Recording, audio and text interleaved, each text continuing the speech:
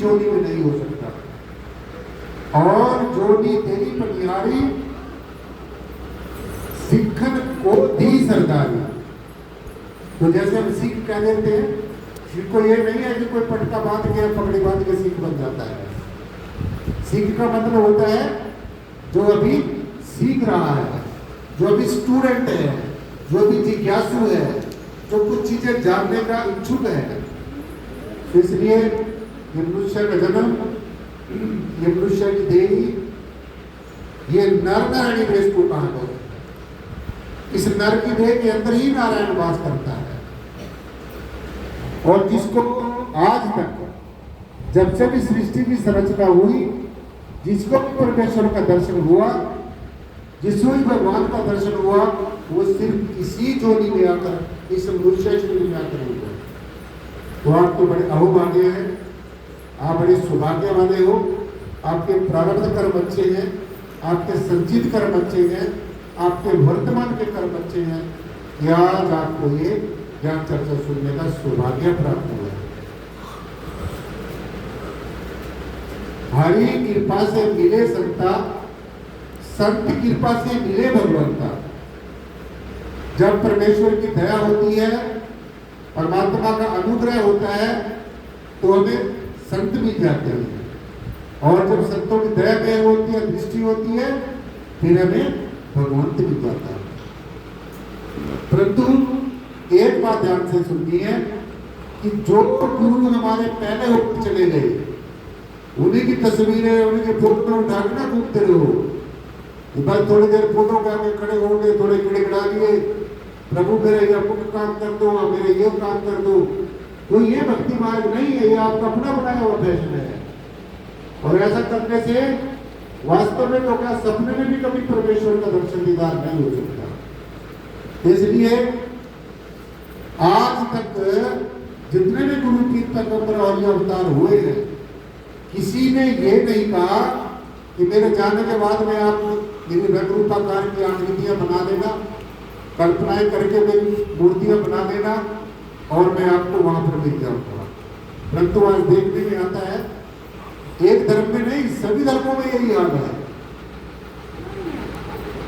Please भाई आराम से बोलिए। जो ये आपकी कल्पनाएं हैं, ये इंसान के बनाए हुए जो भगवान हैं, आप जिंदगी भर के सामने खड़े होकर गड़गड़ाते रहेंगे तो कुछ भी बनने वाला नहीं है। और ना ही किसी गुरु पीर पैगंबर ने ऐसा करने के लिए आपको कहा है। वो आपकी अपनी मर्जी है, आप जो भी अपने अपने तरह तरह की मान्यताएं बना दी है, लेकिन इसमें संतों को कोई कसूर नहीं है।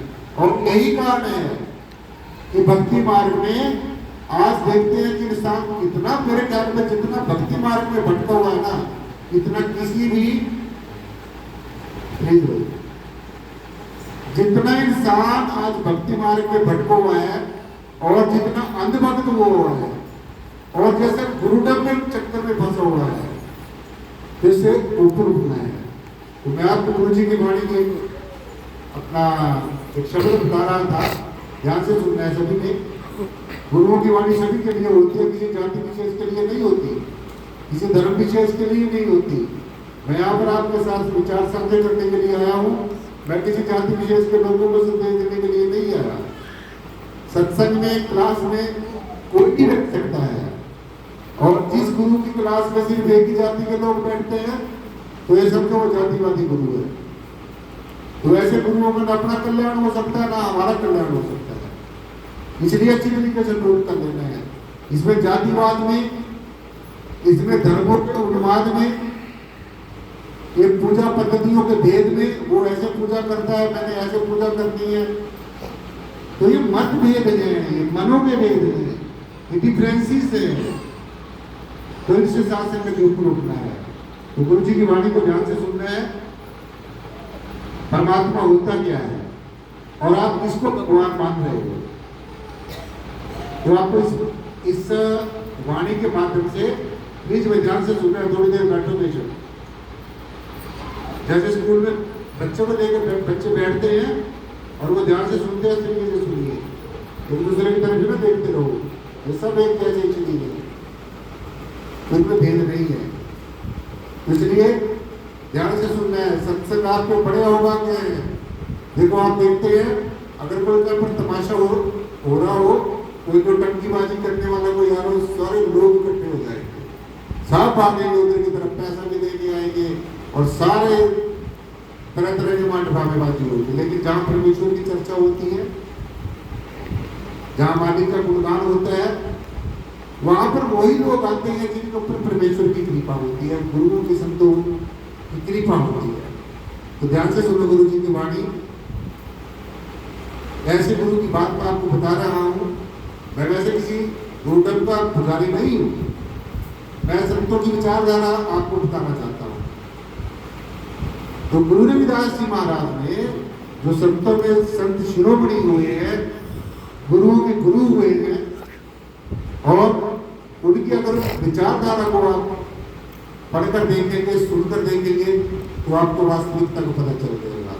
वो एक अलग बात है कि आज गुरु जी के नाम पर आप देख रहे हैं कि समाज के अंदर कैसे कैसे मतभेद होते जा रहे हैं। एक गुरु का शिष्य दूसरे गुरु के शिष्य इसमें क्लास में बैठने के लिए राजी नहीं हो गए। अच्छा, आज महात्मा जी अगर जर्नैल सिंह का तो बिना करे जाके मिशन वाले आ रहे हैं, भैया हानि हमको करना है।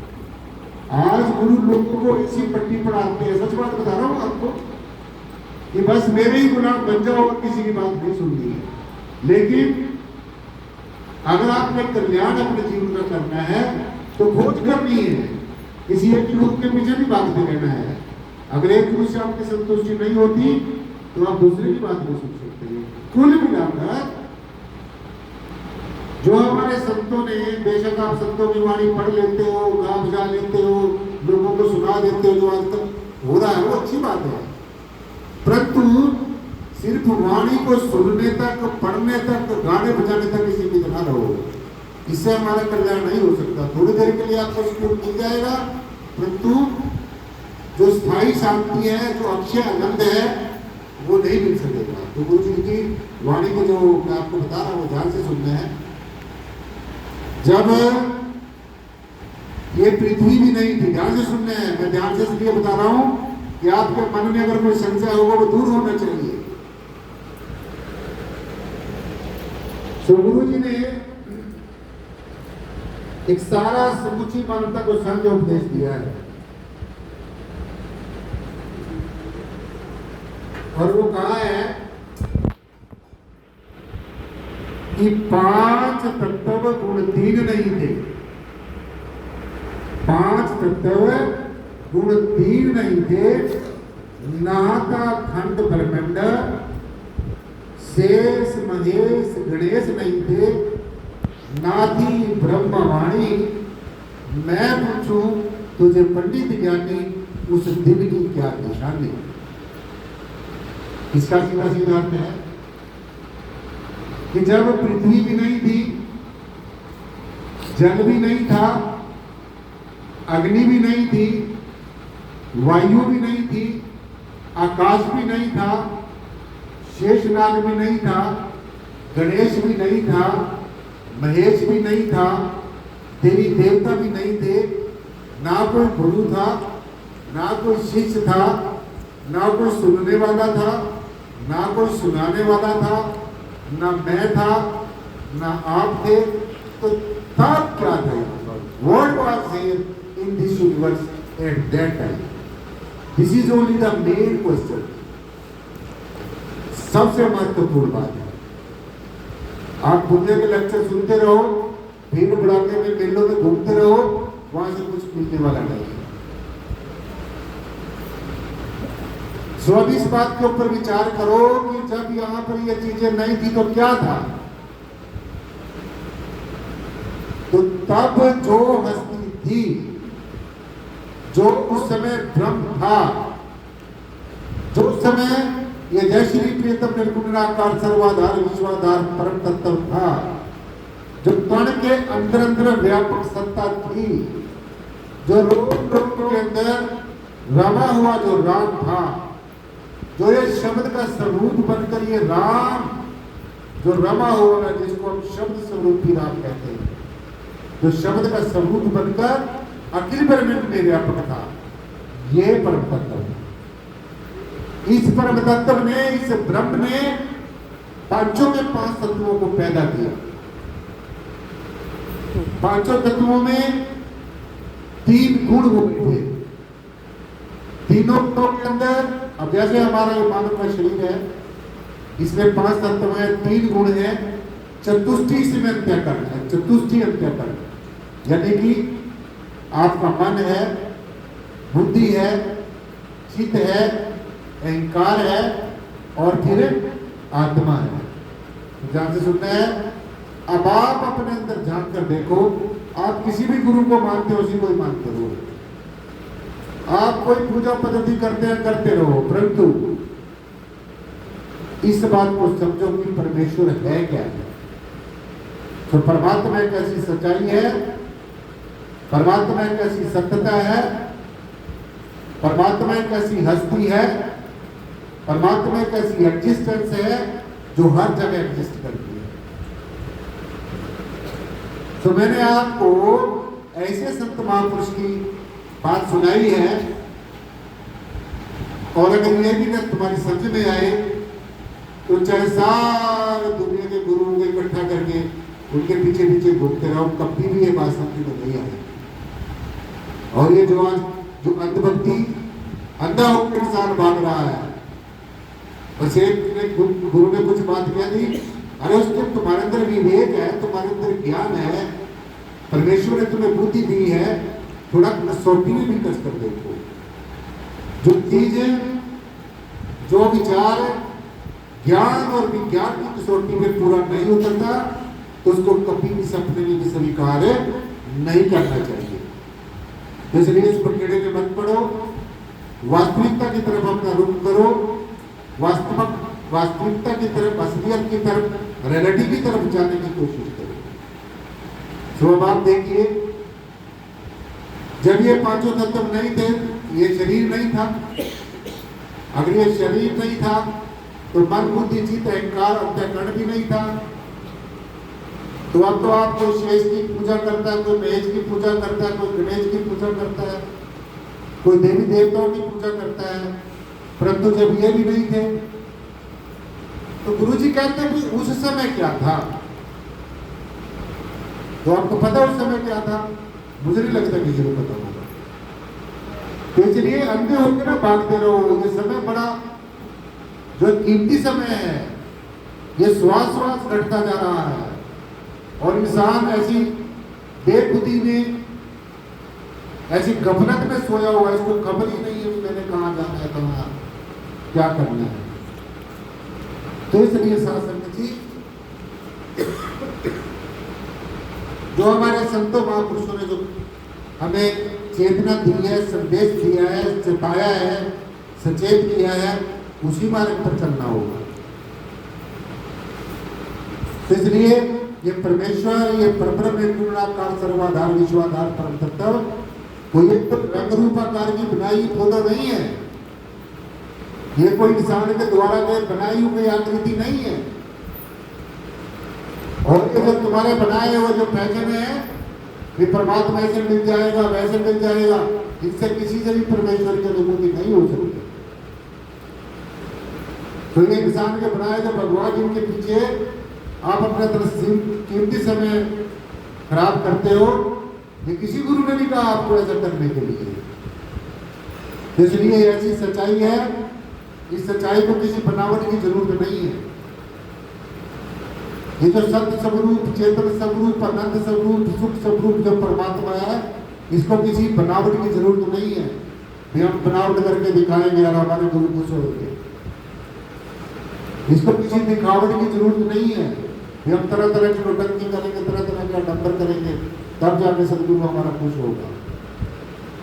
तो इन चीजों की मेरे ख्याल में भक्ति मार्ग में कोई जगह नहीं है। ये सब आडंबरवाद है, ये सब अंधभक्ति है। तो इनसे ऊपर उठना है। इसलिए ज्ञान और अज्ञान और विज्ञान, ध्यान से सुनो, ज्ञान, विज्ञान और अज्ञान, ये तीनों चीजें जब तक समझ में नहीं आएगी तो 84 लाख जन्म तो छोड़ो, आप चाहे हजारों लाख जन्म भी ले लो फिर भी दुख की सूझने वाली नहीं है। इसलिए जो ज्ञान है, ज्ञान ये हमें सिर्फ आत्मा का ही होता है। ज्ञान सिर्फ आत्मा का ही होता है और सारी संसार की जानकारियां होती हैं।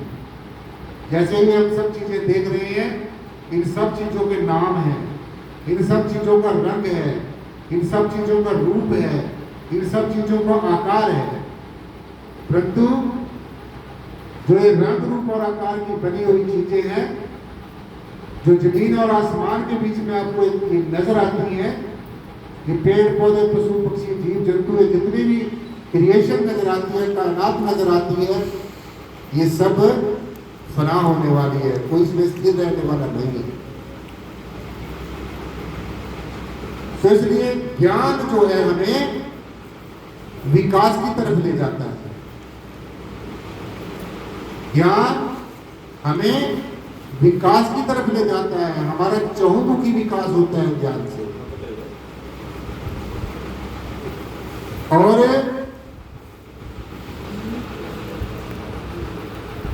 ज्ञान हमें विकास की तरफ ले जाता है। जिसको आत्मा का ज्ञान है, जिसको अपने आत्म तत्व की पहचान है, जिसको परमेश्वर की पहचान है, तो ऐसे ज्ञानवान महापुरुष का लौकिक जीवन भी सपना हो जाता है और अलौकिक जीवन भी सपना हो जाता है। और जिसको अपने आत्म तत्व का ज्ञान नहीं है, पहचान नहीं है, परमात्मा की पहचान नहीं है, क्योंकि जो चीज आपने कभी देखी नहीं है आप उसका कभी ध्यान नहीं कर सकते, वो आपको कभी मिल ही नहीं सकती। और आज आप देख लो, आपने सबने अपने अंतर झांक के देखना है कि हमारा जीवन कहाँ पे खड़ा है। और मुझे ऐसा लगता है, मैं चारों तरफ सब स्टेट्स में जाके देखता हूँ, ज्यादातर इंसान के बनाए भगवानों के पीछे पर लगा हुआ है। ज्यादातर आज का इंसान वो कर रहा है जो हमारे गुरुओं ने करने के लिए मना किया था। सुनो ध्यान से, सभी गुरुओं ने मूर्ति पूजा करने से मना किया है। और मेरे ख्याल में जितनी मूर्ति पूजा, जितनी मूढ़ मान्यताएं, जितनी देखा देखी कि इंसान ये भक्ति कर रहा है, ये भक्ति नहीं है, ये अंधभक्ति है। आप ऐसी जड़ चीजों की पूजा करने से, जड़ चीजों का ध्यान करने से कभी भी आप अपने लक्ष्य तक नहीं पहुंच सकते। जड़ का ध्यान करोगे तो जड़ हो जाओगे। सुनो ध्यान से, अगर जड़ का ध्यान करेंगे, जड़ की पूजा करेंगे तो जड़ जैसे ही हो जाएंगे। और अगर चेतन का ध्यान करेंगे तो क्या हो जाएंगे? फिर चेतन हो जाएंगे। इसलिए जड़ चीजों को छोड़कर जो अपनी बनाई हुई तुम्हारी मान्यताएं हैं, उनको छोड़कर शासन जी हमने अपने चेतन तत्व की तरफ चलना पड़ेगा। क्योंकि जड़ भी हमारा रूप है, चेतन भी हमारा रूप है। जड़ बदलता रहता है, जड़ अस्थिर रहता है, और चेतन हमेशा एज इट इज रहता है, जो का क्यों रहता है। इसलिए जो मैं आपको बता रहा हूं, इसको अच्छे तरीके से समझना है। ये कोई करने धरने वाली बात नहीं है। अध्यात्म जो है, कोई पूजा वूजा, ये तरह तरह के स्नान ध्यान, ये सब चीजें जो है, ये जानकारी के बाद में होनी चाहिए। आप देखो, असली जो पूजा वो क्या है? जैसे मैंने आपको बताया कि ज्ञान हमें विकास की तरफ ले जाएगा और अज्ञान आपको विनाश की तरफ ले जाएगा। जो आपके ऊपर डिपेंड करता है कि ज्ञान का रास्ता आपने अपनाना है या अज्ञान का रास्ता आपने अपनाना है।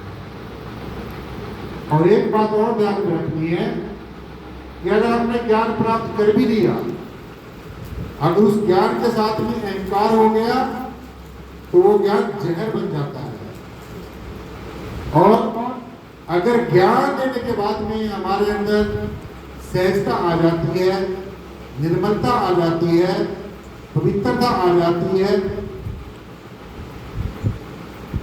तो फिर ये ज्ञान अमृत बन जाता है।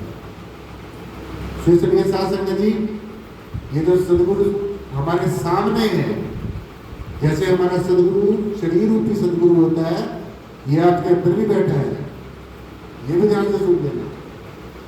बेशक शरीर रूपी गुरु हमें बार बार मिलने को, दर्शन करने को नहीं मिलता, परंतु जो उसका दिया गया जो ज्ञान है, जो सदगुरु का दिया गया शब्द है, वो हमेशा हमारे अंग संग है, हमेशा हमारे साथ रहता है, हमेशा हमारे मन के ऊपर बैठ कर रहता है, बुद्धि के ऊपर रहता है, चित्त के ऊपर रहता है।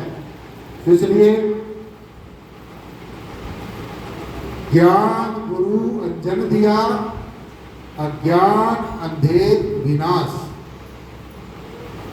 तो आपका गुरु कौन है?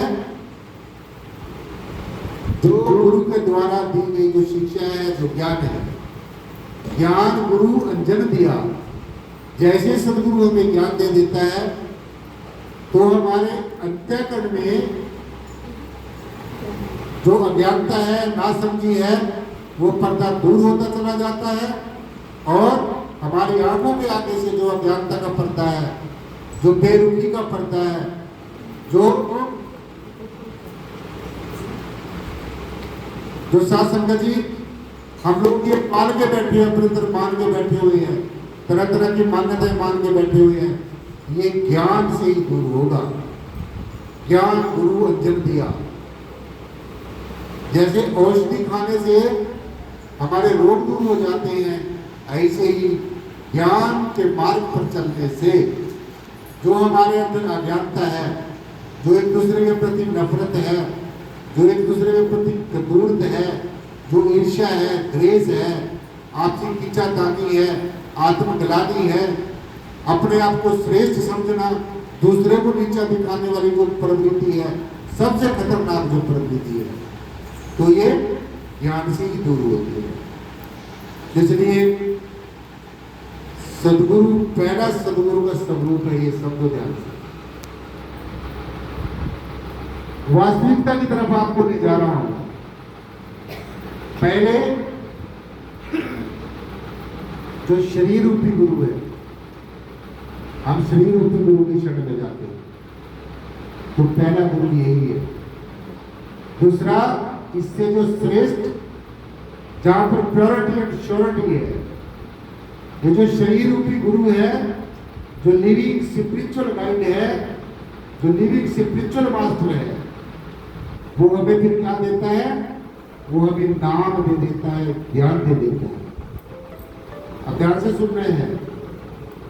तो अब हमारे शरीर रूपी गुरु ने हमें अपना विशुद्ध स्वरूप दे दिया है, क्योंकि शरीर रूपी गुरु हमारे से दूर हो सकता है, परंतु जो इसने हमें ज्ञान दिया है, जो इसने हमें नाम दिया है, वो हमेशा हमारे साथ रहता है।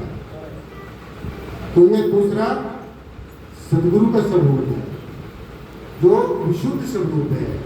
अब तीसरा सदगुरु का स्वरूप, उसकी तरफ चलते हैं। पहला सदगुरु का स्वरूप शरीर रूपी सदगुरु, दूसरा सदगुरु का विशुद्ध स्वरूप, जो इसने हमें ज्ञान दिया है, नाम दिया है।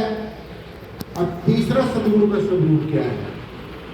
जब हम उस ज्ञान पर चलेंगे, उस नाम को जपेंगे, तो हमारे अंतर में जब हम ध्यान करेंगे, साधना करेंगे, आराधना करेंगे, आर्त भाव से अपने सदगुरु को पुकारेंगे, प्रार्थना करेंगे, प्रेम करेंगे, अरदास करेंगे, विनीत भाव से करेंगे, आर्त भाव से करेंगे, प्रेम की भावनाओं के साथ मुक्त होकर करेंगे, और सदगुरु के आगे ये अरदास करेंगे, सदगुरु मैं जैसा भी हूं, मैं तेरा हूं, मैं तेरी शरण में हूं। बस यही प्रार्थना करनी है कि सदगुरु तू शिव है और मैं जीव हूं। हे सदगुरु, मेरे से जाने अनजाने में संसार में, ये संसार अपराध करते हैं, यहाँ पर जाने अनजाने में कोई ना कोई भूलें होती रहती है। सदगुरु, मैं भूलनहार हूं और तू बख्शनहार है। हे सदगुरु, मुझे तू वो दे जो मेरे लिए जरूरी है। और सदगुरु मुझे वो मत दे जो मेरे लिए जरूरी नहीं है, क्योंकि अजीब अनेकों ऐसी चीजें मांग लेता है, जड़ चीजें मांग लेता है, संसार के नश्वर चीजों को मांग लेता है जो फना होने वाली है, क्योंकि इसको मोर एंड मोर वाली जो इसकी आदत है, ज्यादा से ज्यादा मेरे को मिलता रहे और संसार की सारी चीजें मेरी झोली में इकट्ठी हो जाए। तो ऐसी जो प्रवृत्ति वाला जो इंसान है वो कभी भी भक्ति मार्ग में आगे नहीं बढ़ सकता है, कहीं ना कहीं उठ जाएगा। इसलिए हमारे से ज्यादा हमारा सदगुरु जानता है कि हमारे लिए क्या अच्छा है क्या बुरा है। जैसे एक बच्चा होता है, एक बच्चा रोता रहता है, पीटता रहता है, तो उसकी मदर को पता होता है इसको क्या देना है, किस समय देना है, कैसी इसको फीड देनी है, किस समय देनी है। मदर को, माता को बच्चे के बारे में ज्यादा पता होता है। ठीक इसी प्रकार से हमारे सदगुरु को हमारे बारे में ज्यादा पता है। अपने आप अपने भाग्य का विधाता नहीं बनना है कि जो मैं कर रहा हूँ वही सच है। अगर आप ऐसी प्रवृत्ति लेके चलेंगे कि जो मैं कर रहा हूँ वो वही ठीक है, तो आप जीवन में सफल नहीं होंगे। या किसी को अपना बनाकर चलना है या फिर किसी के बनकर चलना है। सीधा सीधा ये समझे, सदगुरु को अपना सब कुछ मानकर चलना है, सर्वश्रेष्ठ मानकर चलना है। और अगर सदगुरु को अगर आप एक आम मनुष्य समझते रहे आप, तो वहीं तक सीमित रह जाओगे। इसलिए अब तीसरा सदगुरु का जो विशुद्ध रूप है वो सुनो। पहला सदगुरु का स्वरूप शरीर रूपी स्वरूप हमारे जैसा, हमारे की तरह हमारे बीच में बैठता है, बोलता है, चाहता है, हमारे साथ व्यवहार करता है। तो अपने सदगुरु को आप मनुष्य नहीं समझना है। अगर सदगुरु को आप मनुष्य समझोगे तो बस इसी दायरे में घूमते रहोगे। जो सदगुरु करता है हमने वो नहीं करना है, जो सदगुरु हमें कहता है हमने वो करना है। यह करने का केवल है नारी बुद्धि का विचार, कथनी जोड़ करनी करे तब पावे कुछ सार।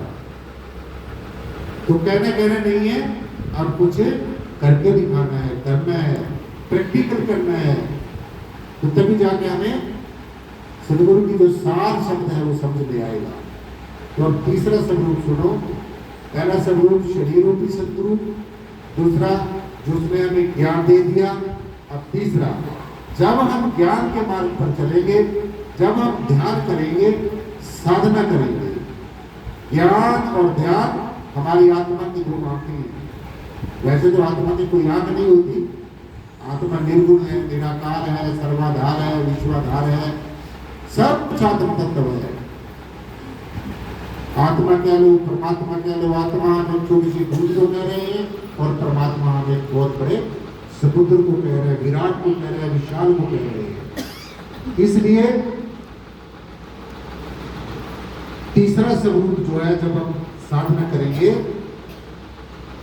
चाहे आप किसी भी गुरु को मानते हैं, क्योंकि जब साधना करेंगे तो ये शरीर रूपी गुरु सबसे पहले इसी में ध्यान करना है। अपने सदगुरु के हाथ में अपना हाथ देकर बैठना है, समर्पित होकर बैठना है, सदगुरु को सर्वश्रेष्ठ मान के चलना है। बस सदगुरु को समर्पित हो जाएंगे, शरणागत हो जाएंगे, तो फिर सदगुरु हमें जैसे बच्चे को पकड़कर, उंगली को पकड़कर माता पिता ले जाते हैं, ऐसे हमारे सदगुरु हमें हमारी उंगली पकड़कर सारा रास्ता तय कराएगा, हमारी हेल्प करेगा, मदद करेगा। तो जैसे एक बच्चे को पकड़कर माता पिता किसी मेले में चले गए जहां पर पब्लिक गैदरिंग हो, और जो रंगी बिरंगी चीजें देखकर वहां पर उस बच्चे की अगर उंगली छूट जाए और वो बच्चा उस भीड़ में गायब हो जाए, गुम हो जाए, तो उसके लिए बड़ा मुश्किल हो जाता है। ऐसे ही ये जो हमारी जीवात्मा है, ये 84 लाख जन्मों से इस संसार की भीड़ में ऐसे गुम हुई है। तरह तरह की जोनियों में इसको जाना पड़ा है, कीड़े मकोड़े में बनी है, कई जन्म वैकुंठ पतंगा, कई जन्म गजबीर कुरंगा, कई जन्म सर्प पंखी होयो, कई जन्म है वृक्ष जो मिल जगदीश मिलन की बरिया, चिरकाल से है देह से दुनिया। ये जीवात्मा जो आपने इस नारायणी देह के अंदर मनुष्य शरीर में बैठी है, इसको कई जन्म भाई कीट पतंगा कीड़े मकोड़ों की जोड़ी में जाना पड़ा, कई जन्म गजमीन कुरंगा, कई जन्म इसको हाथी और मीट मछली आदि की झोली में जाना पड़ा, कई जन्म सर्प पंखी हो, कई जन्मों तक ये सर्प आदि की पक्षियों आदि की झोली में जाती रही, कई जन्म हैबर वृक्ष जो एक हैबर नाम का वृक्ष होता है, कई हजारों साल उसकी उम्र होती है। हमारे यहाँ भारत में नहीं होता तो दूसरे देशों में होता है। तो वो जो हैबर नाम का वृक्ष है, हजारों साल उसकी उम्र होती है। तो निश्चय ही जो जीवात्मा हमारे शरीरों में बैठी है, ये हैबर वृक्ष की झोली में भी गई होती है। और देखो जब वृक्ष को काटते हैं कितना उसको दर्द होता होगा। कई जन्म हैबर वृक्ष जो नील जगदीश मिलन की बरिया। तो अब ये जो सुनहरी मौका, ये जो गोल्डन अपॉर्चुनिटी, ये जो मनुष्य शरीर मिला है, इसका सबसे पहला सबसे अंतिम जो इसका उद्देश्य है वो सिर्फ और सिर्फ भगवत प्राप्ति, परमेश्वर का दर्शन दीदार करना है। किरण काल से है देवी संजरिया। किरण काल का मतलब होता है मुद्दतों से बहुत दिनों के बाद में हमें ये मौका मिला है, तो इसका भरपूर फायदा उठाना है, सत्यों के शरण में रहना है, सदगुरु के आदेश उपदेश की को भी पालना करनी है, उसके ऊपर चलने का भरसक प्रयास करना है। सो तीसरा जो सदगुरु का स्वरूप है वो सुनो। तीसरा सदगुरु का स्वरूप, जब आप ज्ञान के मार्ग पर चलोगे, नाम जपोगे और अपने आगा चक्र में ध्यान देखो, मेरी तरफ जहाँ पर मैंने अपना अंगूठा लगाया है, जहाँ पर हमारी बहनें बिंदी लगाती हैं, हमारे लोग तिलक लगाते हैं, यही एक ऐसी जगह है जहाँ पर आपने ध्यान करना है। ये बाहर के दुनिया के गीत गाने से, दुनिया की बातें करने से कुछ नहीं मिलने वाला है। जब तक आप अपने अंतर में प्रवेश नहीं करेंगे, अपने अंतर नहीं चलेंगे, चलो अपने अंतर की तरफ। दुनिया के बहुत सारे सपाटे करने के है, दुनिया के बहुत इंद्रियों के सुख भोग लिए हैं, दुनिया के बहुत रसास्वादन भोग लिए हैं। अब अपने घर की तरफ चलो, अब अपने निज नाम की तरफ चलो, अब अपने मंजिले मकसूदा की तरफ चलो, अब उस लक्ष्य की तरफ चलो जिसके लिए हम संसार में आए हैं।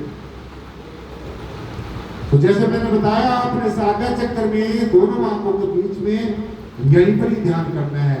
यही दशम द्वार है। इसी को थर्ड आई कहा है, इसी को ज्ञान चक्षु कहा है, इसी को प्रज्ञा चक्षु कहा है। There are so many names of this particular place. इस पर्टिकुलर जगह के अलग अलग नाम अलग अलग जगह पर बताए गए और अपने अंदर प्रवेश करने का सिर्फ और सिर्फ यही एक ऐसा रास्ता है जो आप अपने अंदर प्रवेश कर सकते हैं।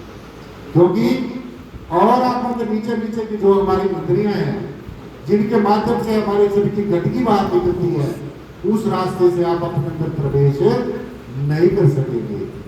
तो अपने आगा चक्कर में दशम द्वार से जैसे हम चाबी के साथ ताला खोलते हैं, ऐसे ही जो आपको ज्ञान रूपी चाबी दी है, जो आपको नाम रूपी चाबी दी है, उसको बार बार टंकार करना है, अपने आगा चक्र में पर ध्यान करना है, अपने अंदर प्रवेश करना है। आहिस्ता आहिस्ता धीरे धीरे आप अपने अंदर प्रवेश कर जाएंगे। जैसे अब इस घर में प्रवेश किया, अगर हम घर के बाहर ही खड़े हुए अंदाजे लगाते रहेंगे, अंदर ये होगा, अंदर ये होगा, तो ये हमारे अंदाजे होंगे, ये हमारी मान्यता है, हमने ऐसा मान लिया है, परंतु ऐसा नहीं है। तो ऐसे ही अपने अंदर प्रवेश किए बिना, इस दशम द्वार के अंदर प्रवेश किए बिना इंसान अंदाजे लगा रहा बाहर बैठा हुआ, बस भक्त बना बैठा है। तो ये भक्ति किसी काम की नहीं है। ये तरह तरह के जो फैशन इंसान ने बनाए हुए हैं, इनसे तुम्हारा कल्याण हो ही नहीं सकता। बस मैं आपको सच बात बता रहा हूँ। तो जो आपको बता रहा हूँ यही कल्याण का मार्ग है। अपने अंदर प्रवेश करना है, अपने अंदर अपने आप को मिलना है, स्वयं के द्वारा स्वयं के अंदर स्वयं की खोज करनी है। परमात्मा को ऊपर कहां से नहीं आएगा आपके पास, तो पूर्व पश्चिम दक्षिण से नहीं आएगा, क्योंकि परमेश्वर तो सब जगह पहले ही व्याप्त है। तो उस शक्ति जो अस्थि सब जगह पहले व्यापक है, उसको कहीं आने जाने की जरूरत ही नहीं है। हम सोच रहे हैं, आंखें बंद करके बैठे हैं, ये भगवान आएगा, मेरी तमन्ना पूरी करेगा, मेरे को कोई संदेश देगा। सो भाई अच्छे तरीके से समझ लो, जो जीता जागता परमात्मा है वो हमारा सदगुरु है। अगर आप सदगुरु की कदर नहीं करेंगे, और जो मेरे बार बार मैं आपको बात बता रहा हूँ, अब जो पहले सदगुरु हो चुके हैं वो आपको पाठ पढ़ाने के लिए नहीं आएंगे। आप उनकी कई कई बातों को याद करते रहे, उनके ऊपर चलेगा तो कल्याण नहीं हो सकता। आज हमें समय का डॉक्टर चाहिए, हमें समय का सदगुरु चाहिए। अगर आप कहीं बीमार हो जाओ, आप धन्वंतरी धन्वंतरी धन्वंतरी को पाठ करते रहो, याद करते रहो, अब धन्वंतरी भी आपको दवाई देने के लिए आएगा। अब हमें आज का डॉक्टर चाहिए। ऐसे ही सदगुरु आज का जो है, हमें आज का सदगुरु चाहिए, आज का हमें डॉक्टर चाहिए। समय का सदगुरु, समय का डॉक्टर, समय का राजा हमारे जीवन में होना बहुत जरूरी है। इसलिए शासन जी, अब गुरु का तीसरा स्वरूप सुनो क्या होता है। ये आपको सदगुरु की वास्तविकता की तरफ मैं ले जा रहा हूं। ये बाहर का गुरु डब जो आज चला हुआ है, इस गुरु के पास जाओ, उस गुरु के पास, सारी दुनिया गुरुओं के पीछे घूमते रहो, कुछ मिलने वाला नहीं है। इसलिए जब तक आप साधना नहीं करोगे, हमारे पीछे आगे पीछे घूमते रहो, कुछ भी मिलने वाला नहीं है। स्कूल में बच्चा घूमता रहे, बाकी की बात को ना समझे ना माने, तो मेरे ख्याल में उसको कभी भी शिक्षा नहीं मिलती। तो अब सुनो ध्यान से, अब तीसरा सदगुरु का जो विशुद्ध स्वरूप है, जब आप अपने आज्ञा चक्र में ध्यान करेंगे, इसको बंद कर दो बेटा आवाज। तो जब आप अपने आज्ञा चक्र में ध्यान करेंगे, सुनो ध्यान से, कोई बात नहीं, थोड़ी देर तपस्या भी कर लो। ये सावन का महीना चल रहा है, सभी लोग इस महीने में, जितने भी हमारे तपस्वी लोग हैं, इस महीने में सब तप करते हैं। ये भौतिकवाद में भी ले जा रहा हूं जो सुनो, सदगुरु का तीसरा जो विशुद्ध स्वरूप है, जब आप अपने आज्ञा चक्र में ध्यान करेंगे, और जो सदगुरु ने आपको नाम दिया है, जो शब्द दिया है, और एक बात और नोट कर लो, इस चक्कर में नहीं पढ़ना है आपको। जो आज के सिनेरियो में, आज के जो वातावरण में जो बातें चल रही है शासन के लिए, वो मैं आपको बता रहा हूँ। ये नहीं सोचना मेरे गुरु ने मुझे 7 शब्दों का नाम दिया है, मेरे गुरु ने मुझे 5 शब्दों का नाम दिया है, मेरे गुरु ने मुझे 3 शब्दों का नाम दिया है। इस चक्कर में नहीं पढ़ना है। ना परमात्मा 7 शब्द है, ना परमात्मा 5 शब्द है, ना परमात्मा 3 शब्द है, ना परमात्मा 2 शब्द है, परमात्मा 1 शब्द है, 1 शब्द। तो ये जितने हमें गुरु शब्द देते हैं, चाहे वो 7 शब्द देते हैं नाम में, चाहे वो 5 शब्द देते हैं, चाहे वो 3 शब्द देते हैं, चाहे वो 2 शब्द देते हैं, जिसके भी गुरु ने जितने भी शब्द दिए हैं, वो सारे वर्णात्मक नाम हैं। उनको सारे शब्दों को पकड़कर हमने वो जो वर्णात्मक नाम है, वर्णात्मक नाम जो वर्णन किया जाता है, ध्यान से सुनते हैं, जो बोलने में आता है, जो लिखने में आता है, जो पढ़ने में आता है, जो सुनने में आता है, ये सारा वर्णात्मक नाम है। चाहे वो 7 शब्द है, चाहे वो 5 शब्द है, चाहे वो 2 शब्द है, चाहे वो 3 शब्द है, परंतु शब्द एक ही है। शब्द धरती, शब्द आकाश, शब्द शब्द भया प्रकाश, सगल सृष्टि शब्द के पाछे। अब ये नहीं कहा कि 5 शब्द या 7 शब्द, एक शब्द कहा। एक ऐसा शब्द है जिसके अंदर धरती भी है, वायु भी है, अग्नि भी है, जल भी है और आकाश भी है। तो जब आपको ऐसा सदगुरु मिलेगा जो एक शब्द के बारे में बताएगा, तो फिर जाकर हमारा कल्याण होगा।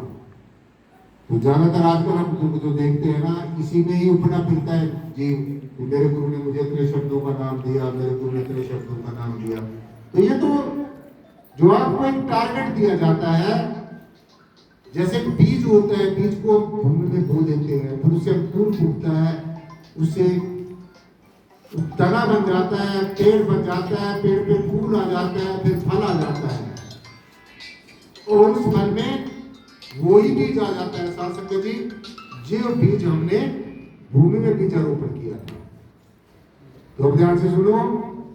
अब तीसरा जो सदगुरु का स्वरूप है, जब आप अपने आज्ञा चक्र में ध्यान करेंगे, जब यहाँ पर आप अपने सदगुरु के स्वरूप को बिठाओगे, और ये भी नहीं है कि बाकी कोई फोटो रख लिया आपने अपने सामने, उसी का ही ध्यान कर रहे हो आप। ये पता नहीं आपने कैसे ऐसे दो फैशन बनाए हुए हैं, और अब तो इंसान इन्हीं बातों के पीछे भागा जा रहा है। सच बात बताएंगे। और यही कारण है कि आज के समय में कितने लोग पूजा करते हैं, पाठ करते हैं, सत्संग सुनते हैं, फिर भी देखो आज किसी भी घर में कोई शांति, कलह, झगड़े, कितना कुछ हो रहा है।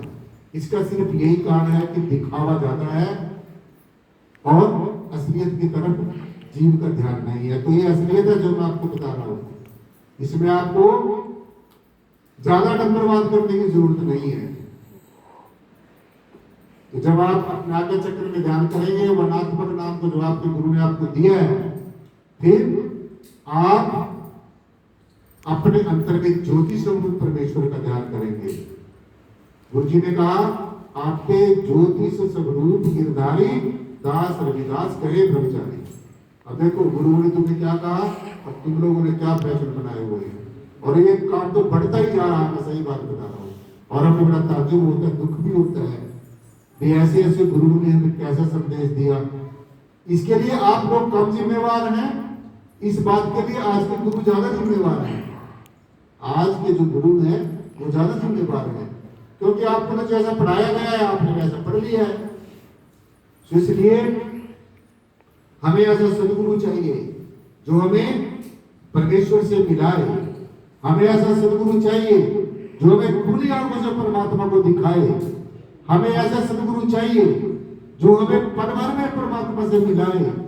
हमें ऐसा सदगुरु चाहिए जो हमें सत्य के साथ रूबरू कराए। हमें ऐसा सदगुरु चाहिए जो हमें ये दिखाए, ये समझाए, और हमें वही सदगुरु वो दिखा सकता है जिसने खुद परमात्मा को देखा हो, खुद परमात्मा को जाना हो, खुद जिसको परमेश्वर की पहचान हो। तो इसलिए ये बात समझ लिया।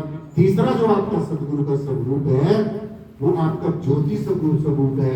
आपको ज्योति स्वरूप परमेश्वर का दर्शन हो, और जब तक ज्योति स्वरूप परमेश्वर का दर्शन ना हो तो तब तक आपने अपनी साधना को जारी रखना है, करते रहना है।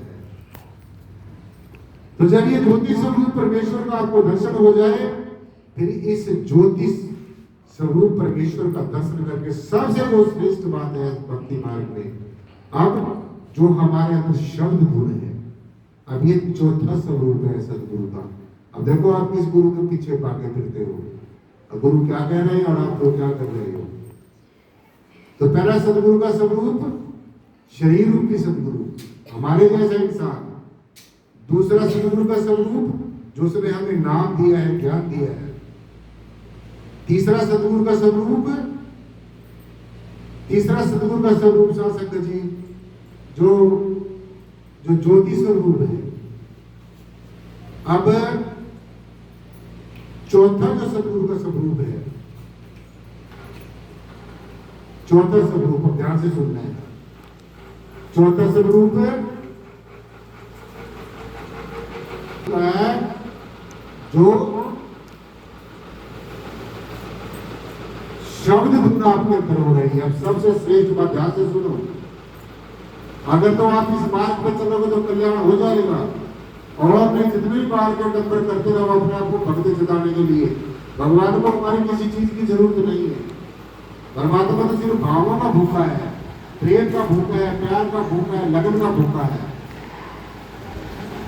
तो जब आपके अंदर ज्योति स्वरूप परमेश्वर का दर्शन आपको हो जाए तो ये समझो आपकी 3 क्लासें पूरी हो गई है। 3 क्लास आप पास हो गए। अब चौथी क्लास क्या है? निकसत एक आवाज ज्योति माही। जब आप ज्योति स्वरूप का दर्शन करेंगे इस ज्योति स्वरूप परमेश्वर के अंदर से ही एक आवाज निकल रही है। जैसे मैं बैठा हूं, मेरे मुख से आवाज निकल रही है और मेरी आवाज को सुनकर आप टकटकी लगाकर मेरी तरफ ध्यान से देख रहे हैं। तो इससे ये बात सिद्ध हो जाती है कि आवाज के अंदर कोई ना कोई कशिश है, कोई ना कोई खिंचाव है। ये आवाज हमें अपनी तरफ क्यों खींच रही है? अगर कोई किसी को गाली देना शुरू कर देता है तो उसकी गाली तो नहीं आपको अपनी तरफ खींचती, आप वहां से जगह छोड़ के चले जाते हैं। परंतु जहां परमेश्वर की चर्चा होती है, वो जो आवाज होती है वो आपको अपनी तरफ खींचती है। तो एक कौन सा स्वरूप हो गया?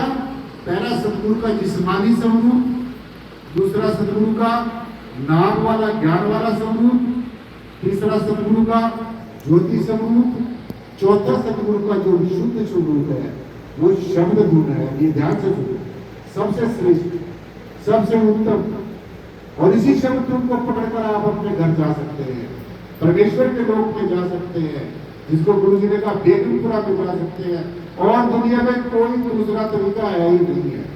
तुम अपनी तरफ से जो मर्जी करते रहो, उसका कुछ मिलने वाला नहीं है। तो ये जो शब्द गुण है, ये जो अनहद शब्द है, हमेशा हमारे अंतर में हो रहा है। ये सदगुरु का कौन सा स्वरूप है? ये चौथा स्वरूप है। देखो, विशुद्धता की तरफ जा रहे हैं, प्योरिटी और श्योरिटी की तरफ जा रहे हैं, वास्तविकता की तरफ जा रहे हैं।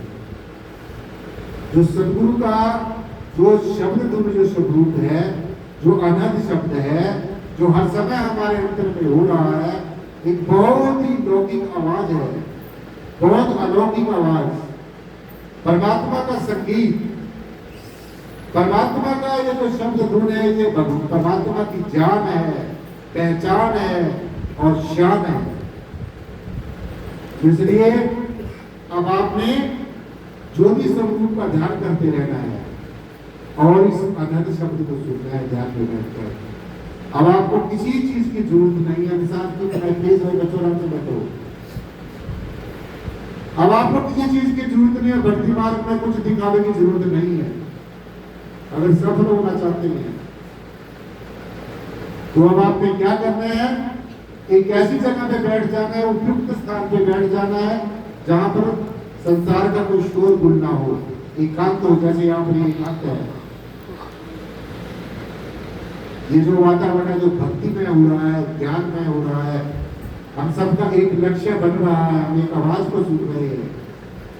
वैसे ही हमारे अंतर में हर समय ये अलौकिक आवाज, ये बहुत ही मधुर संगीत, ये बहुत बड़ा मनमोहक संगीत, जो हमारे मन को अपनी तरफ खींच रहा है, जो अपनी तरफ बुला रहा है, परमेश्वर के घर से निकली हुई ये आवाज है, और परमात्मा इस आवाज के माध्यम से हमें अपनी तरफ बुला रहा है। तो जब आपके अंदर ये जो जीवात्मा जिस पंचभौतिक शरीर में कैद है, अब देखो, काम, क्रोध, लोभ, मोह, अहंकार, 5 तरह की अग्नि इस शरीर के अंदर जल रही है, और इसके अंदर ये जीवात्मा की बेचारी कितनी परेशान होगी। तो इस कैद से छुड़ाने के लिए, इस काल की कैद से छुड़ाने के लिए और दुनिया में कोई भी रास्ता नहीं है, कोई भी सहज, ठीक और कारगर तरीका नहीं है, सिर्फ और सिर्फ ये परमेश्वर का शब्द धुन सुनना है। तो ये परमात्मा का कौन सा स्वरूप हो गया? सदगुरु का कौन सा स्वरूप हो गया? ये चौथा स्वरूप हो गया। अब जब आप शब्द धुन को सुनेंगे ध्यान में बैठकर, अपने आज्ञा चक्र में ध्यान रखेंगे और इस शब्द धुन को बड़ी निष्ठा के साथ, एकाग्रता और समग्रता के साथ और सदगुरु की प्रेम में आत्मविभोर होकर, प्रेम की भावनाओं से युक्त होकर, आत्मभाव से पुकारते हुए, अपने ध्यान साधना में रत होते हुए इस शब्द धुन को हम सुनेंगे। और ये शब्द धुन ही, सुनो ध्यान से, ये शब्द धुन को सुनना ही वास्तविक भजन है। इस शब्द धुन को सुनना ही असलियत में भजन है। और ये बाहर के जो आप सुनते ही नहीं है तो भजन नहीं है। असली जो भजन है, जो हमारी आत्मा की खुराक है, इस शब्द धुन को सुनना है। धुंधमाई ध्यान, ध्यान माई जाना। अब ध्यान किसका करना है? अब ये बाहर के इंसान के बनाए भगवान के सामने खड़े होकर नहीं गिड़गिड़ाना है, इससे कुछ मिलने वाला नहीं है। ये गुरुओं की वाणी को पढ़ना है, लेकिन वो करना भी है जो इसके अंदर लिखा हुआ है। इसको मात्र गाने से बजाने से ये बात समझने वाली नहीं है। सो असली जो परमात्मा की वाणी है वो ये शब्द धुन है। अब इस शब्द धुन को सुनना है ध्यान में बैठकर। सो हमारे अंदर दो विशेष तौर से दो विशेष शक्तियां हैं, एक सूरत है, दूसरी निरत है। सूरत सुनने का काम करती है और निरत देखने का काम करती है। अब जैसे आपकी आंखें मेरी तरफ ये देख रही है, ये आंखें आपकी तरफ देख रही है, तो इन आंखों के अंदर बैठ के आप मुझे देख रहे हैं, मैं आपको देख रहा हूँ। ये कौन देख रहा है? ये आपकी नीरत देख रही है। मेरी आवाज को आप सुन रहे हैं तो आपके कानों के ऊपर बैठकर ये कौन सुन रहा है? ये आपकी सूरत सुन रही है। परंतु अभी आपकी सूरत और नीरत बाहर की तरफ खुली हुई है, आप बाहर की आवाजों को सुन रहे हैं। तो जब तक आपके ध्यान में ये संसार के पदार्थ, ये संसार की शक्लें, ये रिश्ते नातों का मोह, ये जड़ चीजों का संग्रह करने की प्रवृत्ति जब तक ये रहेगी तो ये आपकी कोई भक्ति नहीं है, ये आपका कोई ध्यान नहीं है। स्वामी को सूरज को और नीरत को बाहर मुखी से अंतर्मुखी करना है। अब अपने अंदर चलना है, तो अपने अंदर चलने का मैंने आपको रास्ता बताया। अपने आज्ञा चक्र में ध्यान करना और अपने अंतर में प्रवेश करना, और सूरत से जिससे हम बाहर की बातें सुन रहे थे, नीरत से जिसे दुनिया के शक्ल पदार्थ देख रहे थे, अब सूरत से इस शब्द धुन को सुनना है अपने अंतर में, और नीरत से इस ज्योति स्वरूप परमेश्वर का दर्शन करना है। तो जब आप ज्योति स्वरूप परमात्मा का अपने अंतर में दर्शन करेंगे, इस अलौकिक धुन को सुनेंगे, इस परमात्मा के दर्शन के लिए शब्द धुन को अनंत शब्द को सुनोगे, तो आप वापस असली दिशा में जा रहे हो, अब आप असली डायरेक्शन में जा रहे हो, अब आप अपनी मंजिल की तरफ जा रहे हो, अब आप अपने सही लक्ष्य की तरफ बढ़ रहे हो। तो ये शब्द धुन को सुनना यही वास्तविक भजन है। हम कह देते हैं ना भजन करो, कह देते हैं, हम कहते हैं आपको भजन करो। अब आप भजन को क्या समझते? आंखें बंद कर ली, आंखें बंद करके बैठ गए और वही दुनिया की शक्लें, वही दुनिया के पदार्थ, वही दुनिया के रिश्ते नाते वही घूम रहे हैं हमारे दिमाग में। तो ये भजन नहीं है। तो जब तक ये शक्लें, दुनिया के पदार्थ, ये आंखें बंद करके भी आपको अपने अंतर में नजर आते हैं, तो आपने सदगुरु को पुकारना है, सदगुरु इन चीजों से मेरा पीछा छुड़ाओ। वो आहिस्ता आहिस्ता धीरे धीरे इन शक्लों से, इन पदार्थों से, इन जड़ चीजों से जब आप ये शब्द धुन को सुनेंगे तो आपका इन चीजों की तरफ से पीछा छूट जाएगा। संसार की तरफ आपकी पीठ हो जाएगी और निराकार की तरफ, परमात्मा की तरफ आपका मुख हो जाएगा। अब आप संसार को छोड़ते जाएंगे और परमात्मा की तरफ बढ़ते जाएंगे। तो सबसे सहज, सबसे स्थिर, सबसे कारगर यही रास्ता है। तो शब्द धुन को सुनना ही वास्तविक भजन है। तो दो बातें अध्यात्म में सबसे महत्वपूर्ण होती है, एक सुमरण और दूसरा भजन। तो सुमरण समझो किसको कहते हैं? आपको जो बातें बता रहा हूं, अगर आप मेरी बताई बात पर अनुसरण करेंगे तो मैं दावे के साथ कह सकता हूं कि आपको परमात्मा का दर्शन भी होगा, आपको आपके लौकिक जो बंधन है वो भी कटेंगे, आपके जो लौकिक काम है वो भी होंगे, आपके जो अलौकिक बंधन है वो भी कटेंगे, आपके रास्ते की रुकावटें दूर होंगी, आपके कर्मों का निपटारा होगा, आपके बंधन कटेंगे और आप परमेश्वर की तरफ अपनी डगर पर आगे बढ़ते चले जाएंगे। तो सुमरण और भजन दो बातें ये समझेंगे।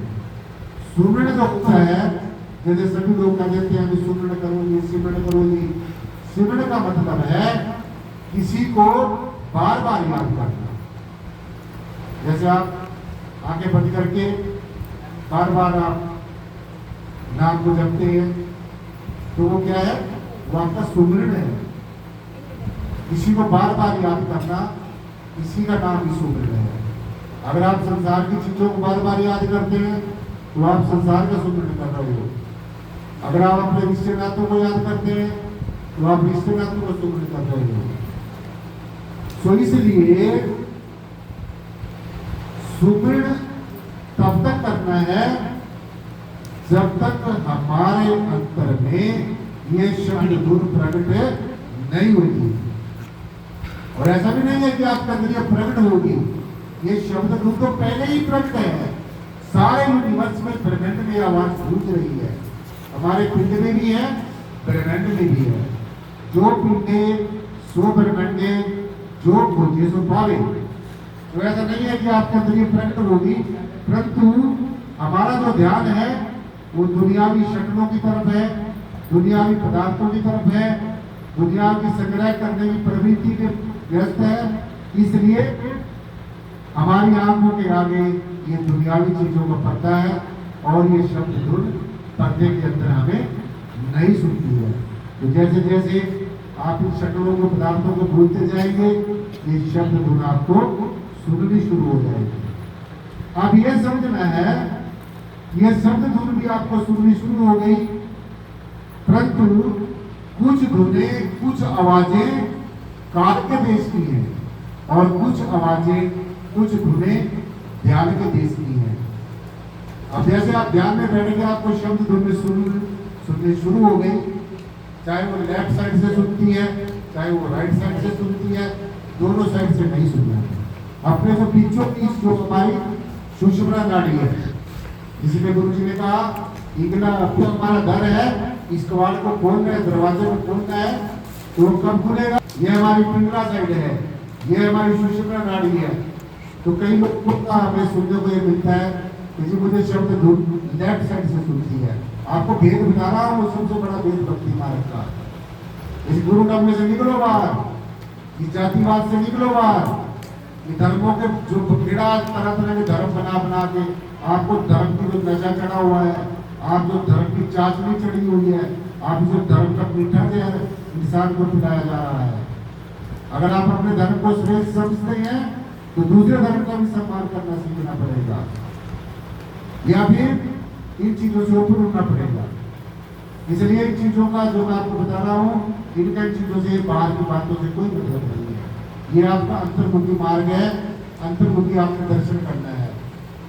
तो अब शब्द, सुरत और नीर दोनों बातें बता दी, सुमन और भजन, ये सुनो। जब तक ये शब्द धुन प्रकट नहीं आपके अंदर होती, सुननी शुरू नहीं होती, तो तब तक आपने सुमन करते रहना है। और जब ये शब्द धुन प्रकट हो जाती है, सुननी शुरू हो जाती है, अब सुनने को छोड़ देना है। इसी के सहारे नहीं बैठे रहना बस।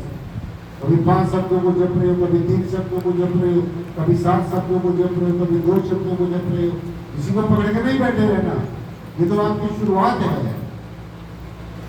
तो अब जब आपके अंदर में शब्द धुन आपको सुननी शुरू हो जाती है, इसी का ही अभ्यास करना है। अब सुनने को छोड़ देना है, अब भजन करना है। और जब तक ये शब्द सुननी शुरू नहीं होती तब तक सुमरण करते रहना है।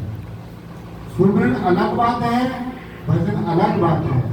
और एक बात और ध्यान से सुनो, दोनों काम नहीं करते हैं।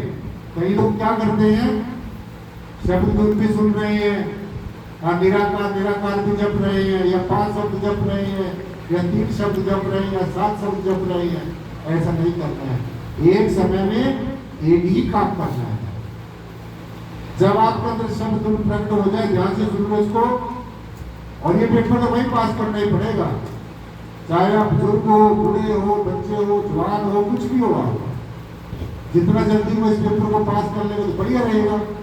और नहीं काल के पेटे तो खाने पड़ेंगे, तो लगी रहे। ये जन्म मरण का चक्कर है, तो ये तो इसमें तो जीव उलझ ही रहा है। इससे छुटकारा पाना है, निजात पानी है।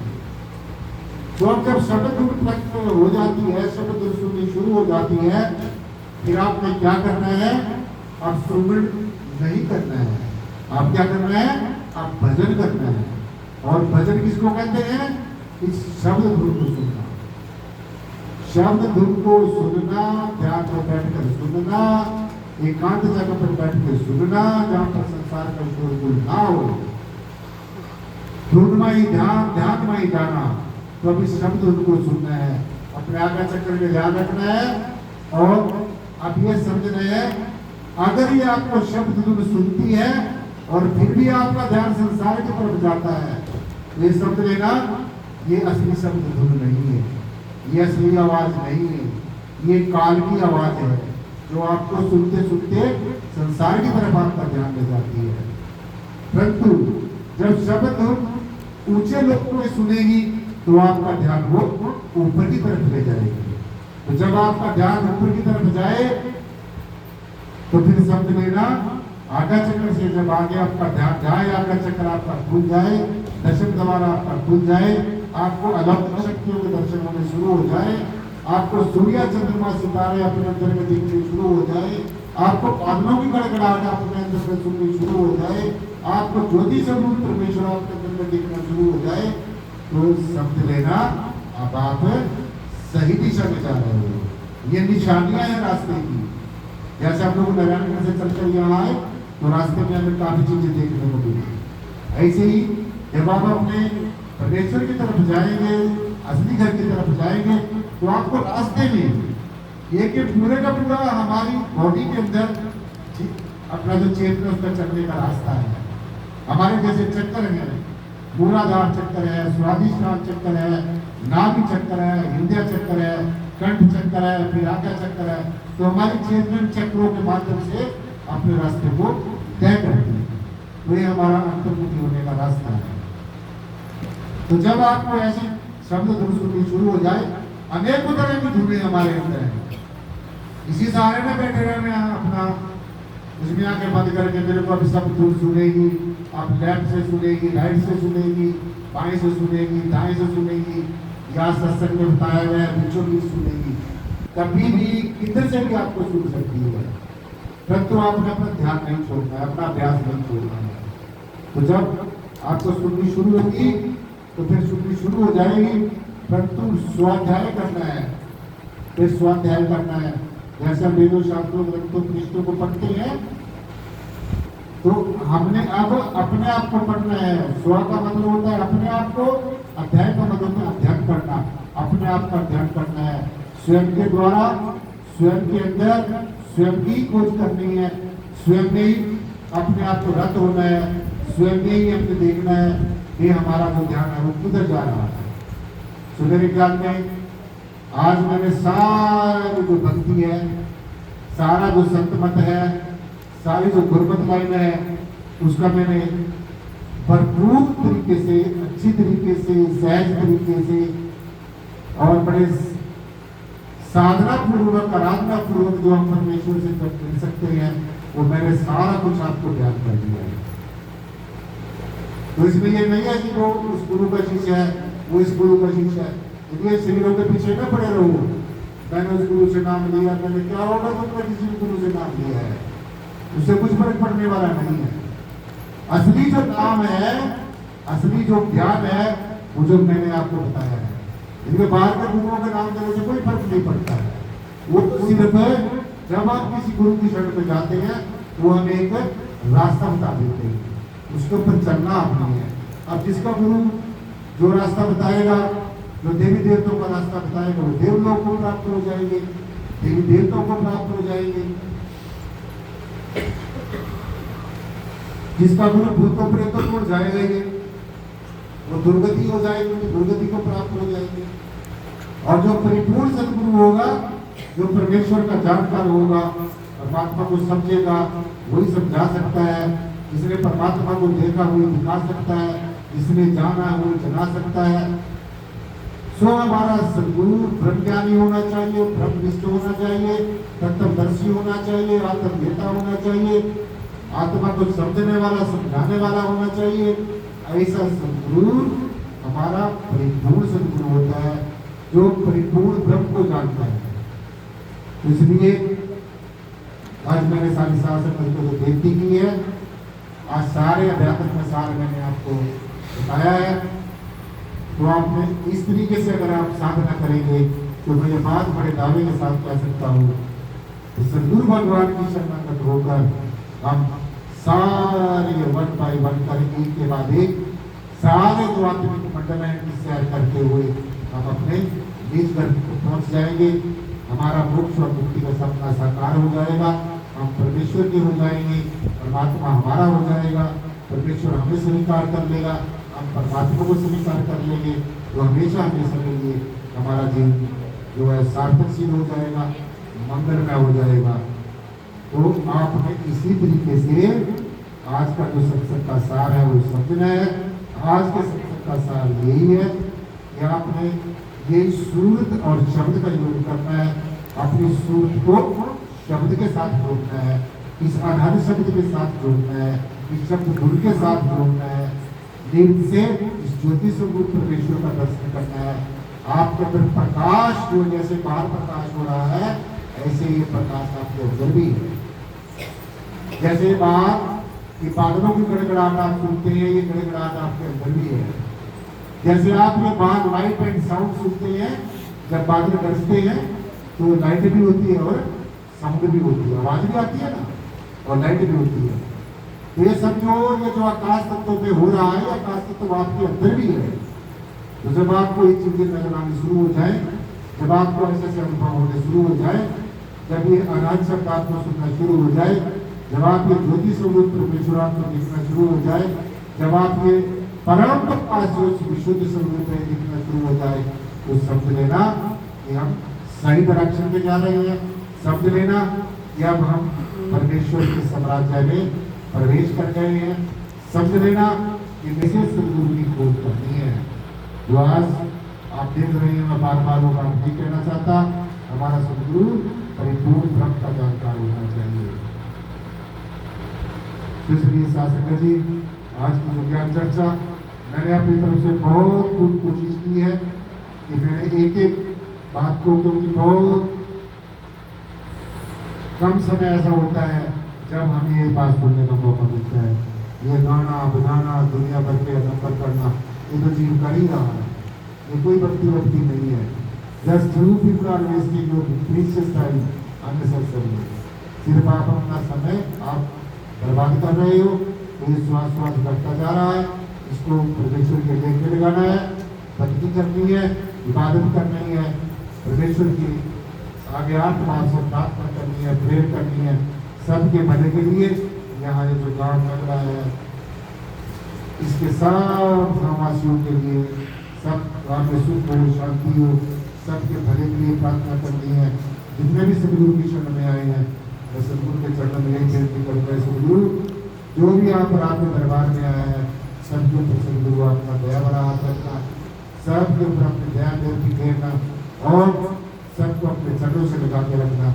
इन्हीं भावनाओं के साथ, इन्हीं विचारों के साथ, इस उम्मीद के साथ याद आपने जो शांति अटक से बैठ के बात सुनी है, तो आपने घर जाकर ये मैं सत्संग फेसबुक पे भी डालूंगा, फेसबुक पे भी आप सुन सकते हैं। निराकार ज्ञान ज्योति चैनल हमारा यूट्यूब पे चैनल भी है, निराकार ज्ञान ज्योति उसका नाम है। तो आप निराकार ज्ञान ज्योति चैनल पे भी आज के सत्संग को सुन सकेंगे। विश्वास करिए इन्हीं शब्दों के साथ आज की ज्ञान चर्चा ये संपन्न होती है। और फिर हमें जो हमारी छोटी सी बेटी परिवार में आई है, देवी का रूप आया है, श्रेया प्रेरणा, इसके लिए सबने मिलजुल कर अरदास करनी है, बेनती करनी है, प्रार्थना करनी है कि ये बच्ची अच्छे से अच्छे अपने जीवन में बने और इसका जीवन अच्छी पढ़े लिखे और इस परिवार का नाम रोशन करे। गुरु जी की चर्चा बार बार यहाँ पर होती रहे। तो आज की ज्ञान चर्चा पर संपन्न होती है। बोलने में कोई त्रुटि हो गई हो उसके लिए बार बार क्षमा का याचक। और सबने इस बात को आज पवित्र रखों के साथ सुना है, बड़े ध्यान से सुना है। का बहुत बहुत शुक्रिया, बहुत बहुत धन्यवाद। आप बोलने के 2 मिनट के लिए अभी बैठे रहना है।